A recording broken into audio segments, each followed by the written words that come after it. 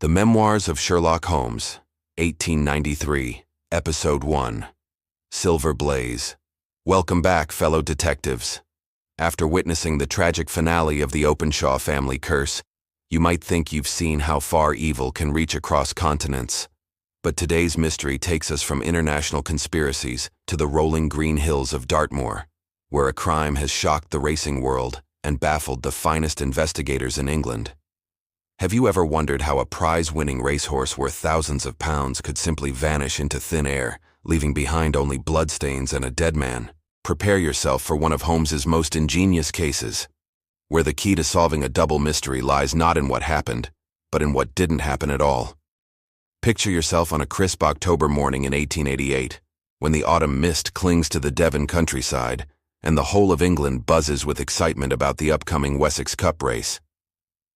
You're sitting in the comfortable railway carriage with Holmes and Watson as the train carries you toward Tavistock. But the peaceful countryside scenery belies the urgency of your mission. The telegram from Inspector Gregory was most intriguing, Holmes muses, studying the morning papers filled with sensational headlines. Silver Blaze, the favorite for tomorrow's Wessex Cup, has vanished without a trace. His trainer, John Straker, has been found murdered. And Scotland Yard's finest detective admits he's completely baffled. Watson looks up from his medical journal with interest. Silver Blaze? Isn't that the magnificent colt that's won every major race this season? The newspapers call him the horse of the century. Indeed, Silver Blaze isn't just any racehorse, he's a legend in the making, worth over £5,000 and considered unbeatable by racing experts. Think about this situation, detective. How does a horse that's constantly guarded and worth a fortune simply disappear? What kind of crime requires both theft and murder to accomplish? And most puzzlingly, why would anyone steal a horse so famous that it couldn't possibly be hidden or sold? The train pulls into Tavistock station, where Inspector Gregory waits with barely concealed frustration etched across his weathered face. Mr. Holmes, thank goodness you've come. This case has elements that defy all logic. I've been investigating crimes for 20 years, but I've never encountered anything quite like this. As your carriage bounces along the moorland road toward King's Pylon training stables, Gregory explains the baffling circumstances. Silver Blaze disappeared sometime Monday night from a stable that was supposed to be impregnable. John Straker, his trainer, was found dead 2 miles away on the moor Tuesday morning, his skull crushed by a savage blow. But here's what makes it truly mysterious. Gregory continues, his voice rising with exasperation. The stable lad who was guarding the horse, Ned Hunter, was found unconscious in the harness room, drugged with opium. Someone clearly planned this crime with meticulous care, yet left behind clues that make no sense whatsoever. Holmes leans forward with keen interest. Tell me about these puzzling clues, Inspector. What evidence have you discovered that defies logical explanation? This is where your detective skills become crucial. Sometimes the most important clues are the ones that seem to contradict the obvious theory. We found a peculiar knife near Straker's body, Gregory explains, producing the evidence from his bag. It's a small, sharp blade designed for delicate surgical work, completely unsuitable as a murder weapon. Yet there it was, covered in blood, lying beside the corpse. Holmes examines the knife with his magnifying glass, noting every detail of its construction and condition. Most interesting, a cataract knife, used by surgeons for eye operations. Hardly the weapon one would choose for attacking a man, yet clearly connected to the crime. What else did you find at the scene? Straker's coat was torn, and we found a silk scarf that doesn't belong to him, caught on a gorse bush nearby, Gregory continues. His pockets contained some curious items, a candle stub, matches, and a bill from a London milliner for an expensive dress, made out to a Mrs. Straker, though the man was unmarried. The list of evidence grows more puzzling with each item. There were also clear signs of a struggle, and footprints leading away from the body toward Capleton, where our prime suspect lives. But the prints simply vanish after half a mile, as if the person flew away into thin air. Who is this prime suspect, you might wonder? Gregory's expression darkens as he explains. Silas Brown, the trainer at Capleton Stables, Silver Blaze's main rival for tomorrow's race. Brown had both motive and opportunity, and he's been acting suspiciously since the horse disappeared. But Holmes isn't satisfied with such an obvious solution.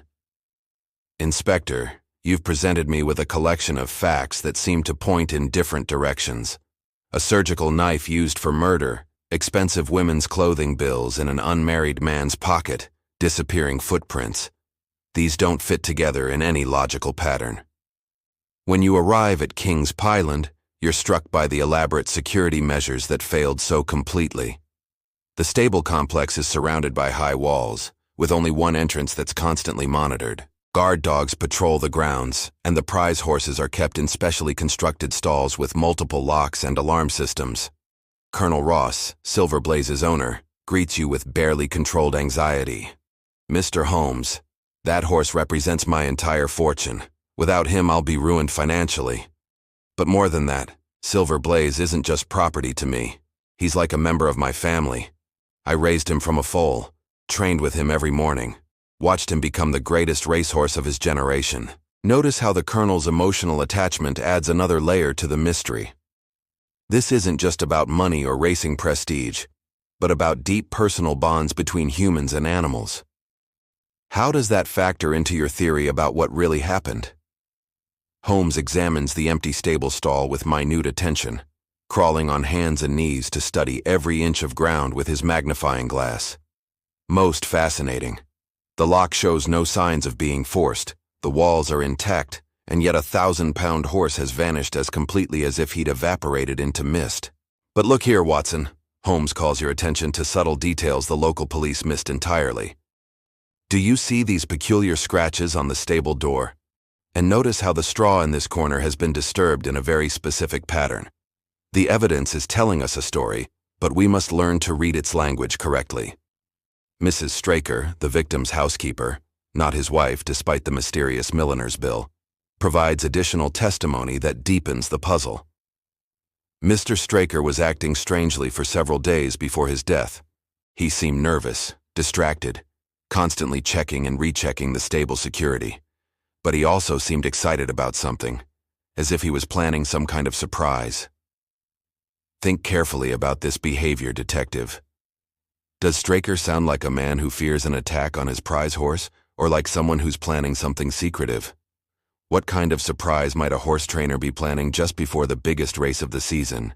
The investigation takes an unexpected turn when Holmes discovers that John Straker had been leading a double life. The milliner's bill provides the key to understanding his secret. Mrs. Straker was actually his mistress in London, a woman he'd been supporting with expensive gifts while maintaining the pretense of being unmarried in Devon. But such an arrangement requires substantial money, Watson observes thoughtfully, more money than an honest trainer's salary would provide, even for someone of Straker's reputation. Holmes nods grimly. Exactly, Watson, which raises the question of where that extra money was coming from, and what Straker might have been willing to do to obtain it. The plot thickens when you visit Capleton Stables and observe Silas Brown's suspicious behavior firsthand. The rival trainer appears nervous, evasive, and clearly hiding something important. But when Holmes confronts him directly, Brown's reaction suggests guilt about something other than murder and horse theft. "I haven't seen Silver Blaze," Brown protests too loudly when questioned. "Why would I risk everything to steal a horse that's too famous to hide? It would be like trying to steal Big Ben. Everyone would recognize it immediately." Yet his eyes dart constantly toward the stables, as if afraid something might be discovered there.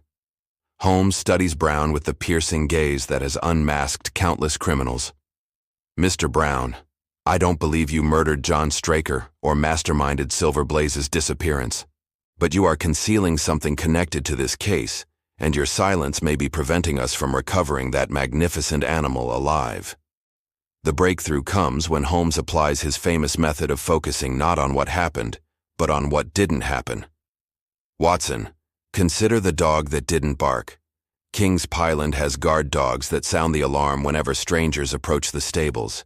Yet on the night Silver Blaze disappeared, the dogs remained completely silent. What does this tell you about the identity of the horse thief? If the guard dogs didn't bark, then they knew and trusted the person who took Silver Blaze. That dramatically narrows the list of possible suspects to people who had regular, legitimate access to the stables. Holmes's investigation reveals that Straker had been gambling heavily on horse races, accumulating debts that his salary couldn't cover. His London mistress expected expensive gifts, and his creditors were growing increasingly threatening. Desperate for money, he conceived a plan that would solve all his financial problems at once. Straker intended to deliberately lame Silver Blaze before the race, Holmes explains with growing certainty. A small nick with that cataract knife in exactly the right spot on the horse's leg would create a minor injury that would prevent him from running. With the favorite eliminated, the odds on other horses would increase dramatically, and Straker could place a large bet on the winner. The plan was diabolically clever. Straker would sneak out to the moor with Silver Blaze in the middle of the night, create the injury where no one could witness it, then return the horse to his stall. By morning, the lameness would be discovered. Silver Blaze would be withdrawn from the race, and Straker would be above suspicion while collecting his gambling winnings. But something went wrong, Holmes continues, reconstructing the tragic events. Silver Blaze, despite being a gentle creature in normal circumstances, sensed the approaching danger and reacted with the powerful survival instincts of all wild animals. When Straker approached with the knife, the horse reared up and struck out with his hooves. The irony is devastating. John Straker, who had spent years training and caring for Silver Blaze, was killed by the very horse he was trying to injure. The animal he loved and who trusted him completely became his executioner when threatened with deliberate harm. The blow that crushed Straker's skull came from Silver Blaze's iron-shod hoof, Holmes explains solemnly. It was self-defense, pure and simple. The horse was protecting himself against an attack he couldn't understand from someone he had every reason to trust. But this still leaves the central mystery unsolved. Where is Silver Blaze now? If he killed his trainer accidentally and fled onto the moor, he could be wandering lost and terrified, or he might have been captured by someone who discovered him later. Time is running out. The Wessex Cup race is tomorrow, and every hour of delay reduces the chances of recovery. Holmes's brilliant deduction leads you back to Capleton Stables, where Silas Brown's guilty behavior finally makes sense. You found Silver Blaze wandering on the moor, didn't you, Brown? You recognized the most famous racehorse in England immediately, but you didn't report the discovery because you saw an opportunity for revenge against your rival stable. Brown's confession reveals the final piece of the puzzle. I was going to let everyone believe the horse was lost forever, ruining Colonel Ross financially and eliminating my competition. But I never intended to hurt the animal. I've been caring for him secretly, making sure he's fed and comfortable while the whole world searches for him. The resolution brings both justice and redemption.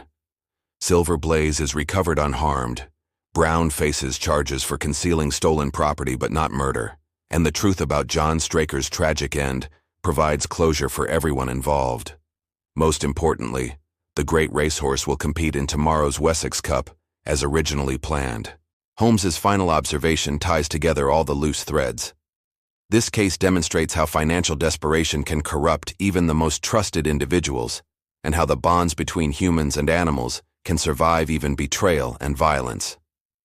Silver Blaze killed his trainer in self-defense, but he bears no malice. He's ready to run his heart out tomorrow for the same people who almost caused his destruction. The next day, you have the privilege of watching Silver Blaze compete in the Wessex Cup race, running with the grace and power that made him legendary. As he crosses the finish line in first place, you reflect on the complex emotions this case has revealed. Love and betrayal, desperation and greed, tragedy and redemption all intertwined in the world of horse racing. So tell me, detective, did you realize the significance of the silent guard dogs before Holmes explained it? What does this case teach us about how financial pressure can corrupt people we trust? And most importantly, how do we balance understanding for human weakness with justice for criminal actions? This remarkable mystery reminds us that sometimes the most obvious suspects are innocent, while the real criminals are those we least expect. The dog that didn't bark became one of Holmes's most famous deductions, proving that absence of evidence can be just as revealing as evidence itself. Join me next time as we investigate The Cardboard Box, a case where a gruesome package delivers more than just horror, but a tale of passion, jealousy, and revenge that will test even Holmes's ability to separate victim from villain.